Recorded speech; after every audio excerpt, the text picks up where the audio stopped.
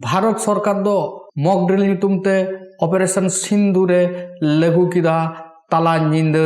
1:30 बजे जोखेन पाकिस्तान रे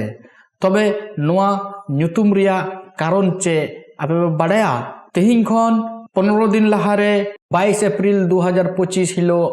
काश्मीर रिया पहलगाम आतुरे 26 जन होर ललो हातांग ठे को ठु गज चुलिना इना मुद्रे मिटांग नेवी ऑफिसर तहेकना एकेन बापला कते 3 दिन मुद्रे ओंडे दाड़ाने चलाव लेना एकेन बाबा हड़ी को ठु चुलिना आयु हर दो बांग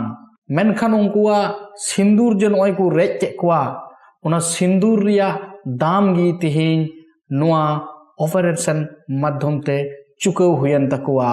आर नोआ ऑपरेशन सिंदूर रे 9 जायगा रे मिसाइल को गिडी कोदा आयमा उतर हर को बड़ी एखना नोंकान बिन बाडाय कथा बाडाय जोंग लगी नोआ चैनल लाइक और सब्सक्राइब में और शेयर दो एकदम आलुम हिड़िया।